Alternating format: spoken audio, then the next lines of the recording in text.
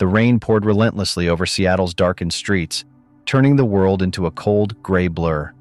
Lily huddled beneath a dripping store awning, her thin jacket soaked through, her body trembling uncontrollably. At just 17, she had nothing left but the damp cardboard beneath her and a single wool scarf, her last reminder of home. She never imagined that sharing this final comfort with a trembling stray cat would lead to a miracle that would change her life forever. Lily's fingers traced the jagged crack in the concrete wall behind her, seeking shelter from Seattle's relentless November downpour. The abandoned storefront's shallow alcove offered little protection as water pooled around her worn-out sneakers. At 17, the streets had already hardened her once soft features, leaving dark circles beneath eyes that had once sparkled with hope. 6 months ago, she'd been studying for exams, dreaming of veterinary school. Now, her world had shrunk to this miserable corner, her only possessions fitting into a tattered backpack. Her mother's medical bills had consumed everything, their savings, their apartment, and finally, her mother's life. With no relatives to turn to and the foster system seeming pointless so close to 18, Lily had chosen the streets over strangers' homes. She watched as commuters rushed past, their collars turned up against the rain, phones glowing in the early evening darkness. Nobody met her gaze. In the beginning, the invisibility had stung. How easily people could pretend not to see her. Now she almost preferred it to the occasional glances of disgust or performative pity. Her stomach growled painfully, a reminder that she hadn't eaten since yesterday's half sandwich found behind the bakery. The rain had kept the usual tourists away, and with them, any chance of spare change. Tonight would be another hungry night. The wool scarf around her neck, emerald green with tiny embroidered flowers, was her final connection to before. Her mother had knitted it during her better days, before the cancer took her strength. Lily buried her face in it, inhaling deeply, searching for any lingering trace of home beneath the street grime that now permeated everything she owned. A clap of thunder shook the sky, and the rain intensified. Lily pulled her knees to her chest, wondering how much longer she could survive like this, lost, alone, and increasingly invisible in a city that never slowed down enough to see her fading away. A faint, high-pitched sound cut through the drumming rain. Lily lifted her head, listening. There it came again, a desperate mewling barely audible above the storm. Wiping rainwater from her eyes, she peered into the darkness of the alley beside her. Huddled against an overflowing dumpster, nearly submerged in a puddle, was a small shape. Lily squinted, then caught her breath as lightning briefly illuminated the scene. A cat, no more than a kitten really, lay trembling in the water, its cream-colored fur matted and filthy, its thin body convulsing with each labored breath. "Hey there," Lily whispered, her voice raspy from disuse. The cat's ears twitched slightly, but it made no attempt to move. Its eyes, one blue, one amber, were glazed with exhaustion and fear. Each breath seemed more difficult than the last as the frigid water slowly sapped its remaining strength. Lily hesitated.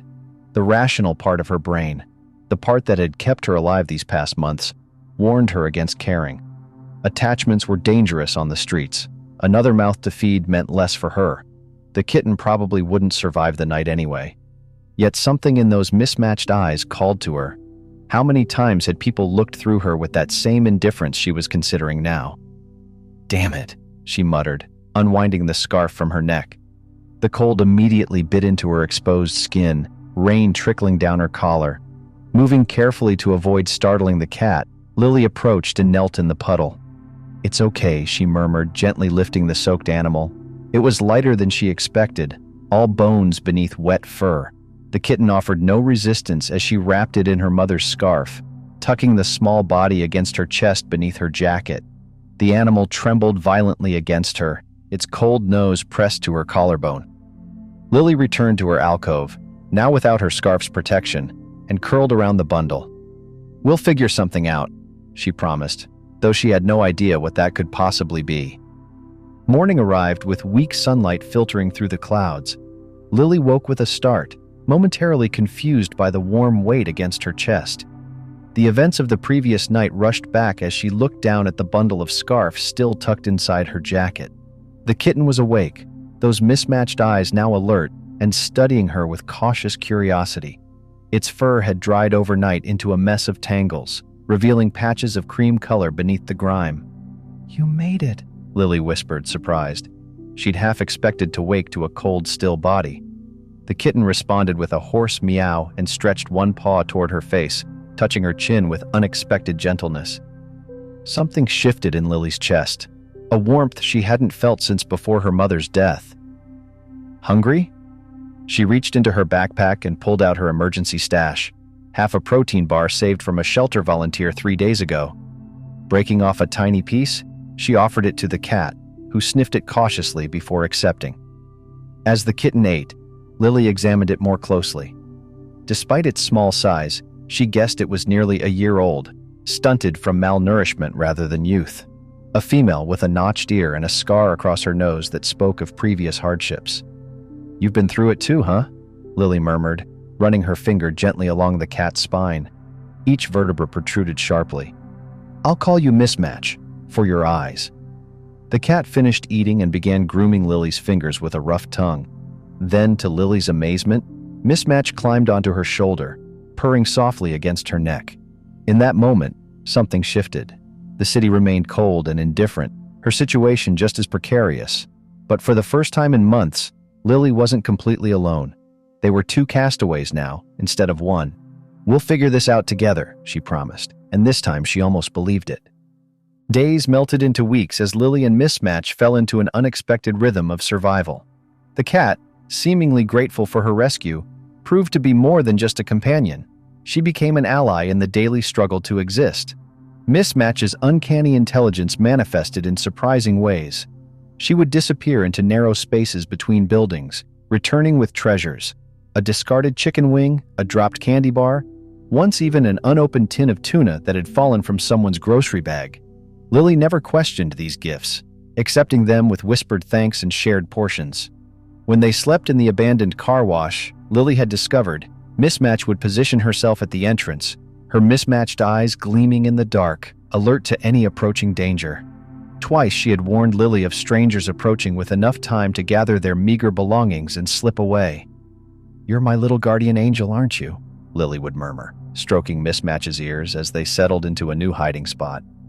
December arrived, bringing colder nights and holiday lights that only emphasized Lily's isolation from normal life. Yet the crushing loneliness that had once threatened to consume her had receded. Now she talked to Mismatch constantly, explaining her plans, sharing memories of her mother, even humming songs from before. Other homeless people noticed the unusual pair, the thin girl and her ever-present feline sentinel. Some nodded in recognition. They understood the value of such companionship in a world that offered little kindness. "That cat's good luck," an elderly man told her as they huddled near a steam grate one evening. "Some animals just are." Lily smiled, watching Mismatch perched regally on her backpack. "We're good luck for each other." It wasn't much of a life, scrounging for food, seeking shelter from the elements, avoiding the authorities. But for the first time since her mother's death, Lily had a purpose. They would survive this together. The bustling holiday market in Pioneer Square glittered with lights and overflowed with shoppers. Lily positioned herself near the edge, Mismatch curled inside her jacket with only her distinctive face peeking out. They weren't begging, Lily had too much pride for that, but she hoped someone might drop $1 or offer leftover food. A street musician finished his set and packed up his guitar, leaving the corner empty. Lily watched enviously as he counted his tips. Her mother had taught her piano years ago, before they'd sold the instrument to pay for treatments. Music felt like another life now. "What do you think, Mismatch? Should we try something?" she whispered. The cat chirped softly, blinking those unusual eyes. Taking it as encouragement, Lily moved to the vacated corner. Her heart pounded as she cleared her throat. Then she began to sing. Her voice, unused except for whispers to Mismatch for months, started shakily. A Christmas carol, simple, familiar, wavered into the cold air. But as she continued, something remarkable happened. The voice that emerged grew stronger, hauntingly pure, carrying notes of loss and hope in equal measure. One passerby slowed, then another. Mismatch, sensing opportunity, emerged from Lily's jacket to sit beside her. Those compelling eyes watching the crowd, her cream fur and proud posture creating an unusual tableau beside the singing girl. A child pointed, tugging his mother's sleeve. "Look at the kitty watching her sing." People began recording with their phones. Coins clinked into the empty coffee cup Lily had placed on the ground. Then dollar bills. The crowd swelled. When she finished, applause startled her. A woman approached, dropping a $20 bill into the cup. "You two are quite the team," she said. "Will you be here tomorrow?" For the first time in months, Lily saw possibility unfurl before her. "Yes," she answered. "Yes, we will." For 2 weeks, Lily and Mismatch returned to the same corner. Their unusual act, the homeless girl with the haunting voice and her attentive cat with mismatched eyes, became something of a local sensation. Some days, they earned enough for a hostel bed. On Christmas Eve, they made nearly $200. Lily was counting their earnings on a bench when she felt Mismatch stiffen beside her. The cat's ears flattened slightly, her tail twitching with sudden alertness. "What is it, girl?" Lily followed Mismatch's gaze. A woman stood several yards away, watching them intently. In her 50s, with silver-streaked black hair pulled into a neat bun, she wore an expensive charcoal coat and carried a leather portfolio case. Unlike the casual observers who smiled at their performances, this woman's gaze was measured, assessing. When their eyes met, the woman didn't look away or pretend she hadn't been staring. Instead, she approached with deliberate steps. Mismatch's tail flicked anxiously. "You have an exceptional voice," the woman said, her accent faintly British. "Completely untrained, but remarkable nonetheless." Lily shifted uncomfortably. "Thank you." The woman's attention turned to Mismatch. Something flickered in her expression. Recognition, perhaps, or surprise. "And your cat? Quite unusual. Those eyes." She reached toward Mismatch, who surprisingly didn't retreat. "Her name's Mismatch," Lily said protectively. "Perfect." The woman opened her portfolio and produced a business card. "I'm Eleanor Reed. I run the Seattle Conservatory's outreach program for young artists." She extended the card. "And I also manage the shelter for the Exotic Feline Preservation Society." Lily hesitated, not taking the card. "That cat," Eleanor said softly, "has cow mani genetics. They're incredibly rare. And you?" Her gaze returned to Lily. "Have a voice I haven't heard in decades." Then she turned and walked away, leaving the card on the bench between them. January brought bitter cold and torrential rain. Lily had managed to secure a week at a youth hostel, but their funds were dwindling. The holiday crowds had dispersed, taking with them the generous tips and enthusiasm for street performances. Eleanor Reed's card remained in Lily's pocket, untouched. Years of abandonment had taught her that help always came with hidden costs. "We've gotten through worse," she assured Mismatch as they ventured out to their performance spot, despite the threatening sky. They'd barely begun when the rain started. Lily's voice competed with the downpour as pedestrians hurried past, heads down against the weather. Their cup remained empty. By evening, soaked and discouraged, they sought shelter in an underpass where Lily had stayed before. But as they approached, she tensed. 3 men had claimed the space, passing a bottle between them. "Let's find somewhere else," she whispered to Mismatch, turning away. "Hey, singing girl!" one of the men called out. "Got any money to share?" Lily quickened her pace, clutching her backpack tighter. Footsteps splashed behind them. A rough hand grabbed her shoulder, spinning her around. "I asked you a question." The man's breath reeked of alcohol. "Leave me alone." Lily's voice shook. His eyes narrowed. "Give me the backpack." "No." Lily tried to pull away. Everything happened at once. The man lunged. Lily stumbled backward, and Mismatch, quiet, gentle Mismatch, transformed into a fury of claws and teeth. She launched herself at the attacker's face with a banshee scream no ordinary house cat could produce. The man howled, batting wildly at the cat. His companions laughed, making no move to help. "Get it off!" he screamed, blood streaming from deep scratches. Mismatch dropped to the ground, fur bristled to double her size, positioning herself between Lily and danger. The men backed away. "Crazy bitch with her demon cat," one muttered. But as they retreated, Lily's momentary relief turned to horror. Mismatch collapsed, a dark stain spreading through her cream fur. "Mismatch!" Lily gathered the injured cat into her arms, panic rising as warm blood seeped through her fingers. One of the men must have kicked or struck her during the chaos. The cat's breathing came in shallow pants, her mismatched eyes glazed with pain. Rain pounded down as Lily ran through the streets, cradling Mismatch against her chest. Tears streamed down her face, mingling with the downpour. "Stay with me," she pleaded. "Please, stay with me." The nearest veterinary clinic had closed hours ago. The emergency animal hospital was miles away, and she had no money for treatment anyway. Desperation clawed at her throat as Mismatch grew more listless by the minute. Huddled in the doorway of a closed coffee shop, Lily fumbled through her pockets with trembling hands. Her fingers brushed against the business card she'd been carrying for weeks. Eleanor Reed, the Exotic Feline Preservation Society. Pride and suspicion warred with desperation as Mismatch shuddered in her arms. The cat who had found food when Lily was starving, who had stood guard while she slept, who had just saved her from attack, asking nothing in return. With shaking fingers, Lily dialed the number. "This is Eleanor Reed," the voice answered on the third ring. "My cat's hurt," Lily choked out, words tumbling over each other. "Mismatch, she's bleeding. I don't know what to do. Where are you?" Eleanor's tone shifted immediately to focused concern. Lily described the intersection, expecting instructions or a referral. "Stay there, I'm coming." The call ended. Hugging Mismatch closer, Lily rocked back and forth, whispering promises she had no power to keep.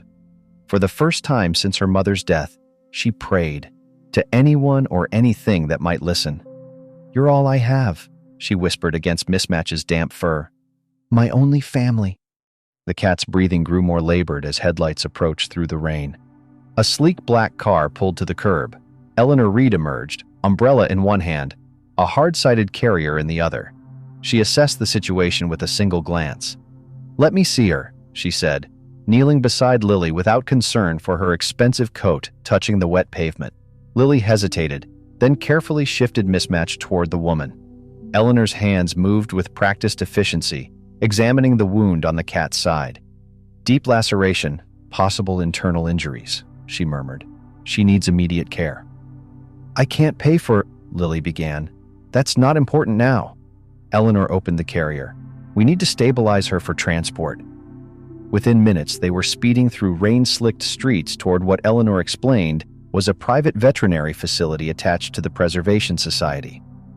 "Those eyes aren't just a mutation," Eleanor said as they drove. "Cow Mani cats are ancient, considered sacred in Thailand. They're called diamond eyes cats, believed to bring good fortune to those they choose." Lily stared at the carrier where Mismatch lay sedated with emergency medication Eleanor had administered. "She's not just a stray? No more than you're just a homeless girl." Eleanor's gaze was direct. "I've been looking for a cat with those markings for years, and I certainly wasn't expecting to find one with a girl who sings like you do." They arrived at a modern building nestled among trees. A team in scrubs immediately took Mismatch. In a waiting room that felt more like a living room, Eleanor finally asked the question, "Where are your parents, Lily?" The story spilled out. Her mother's illness, the bills, the slow descent into homelessness.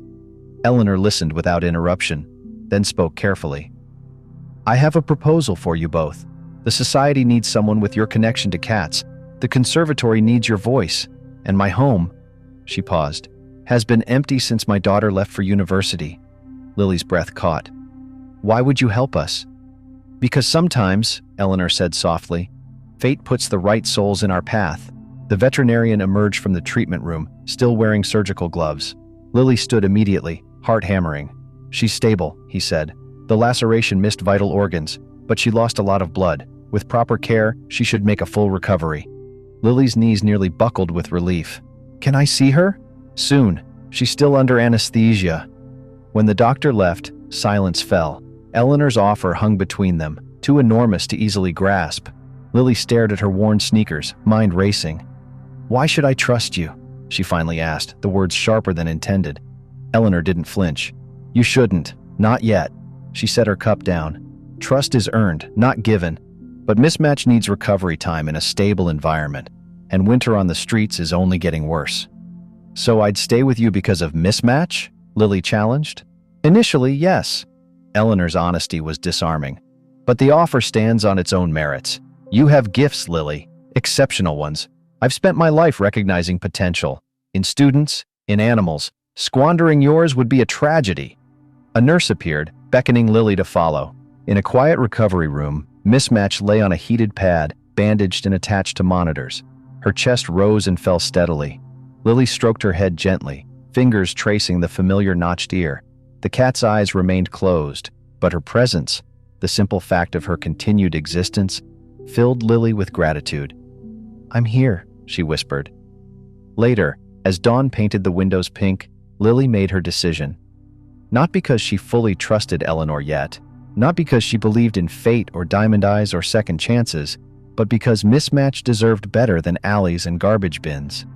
And perhaps, a small voice whispered, so did she. We'll try, she told Eleanor. For a while, Eleanor nodded, understanding the magnitude of those 3 small words. That's all anyone can do. Spring transformed Seattle, cherry blossoms replacing winter's gloom.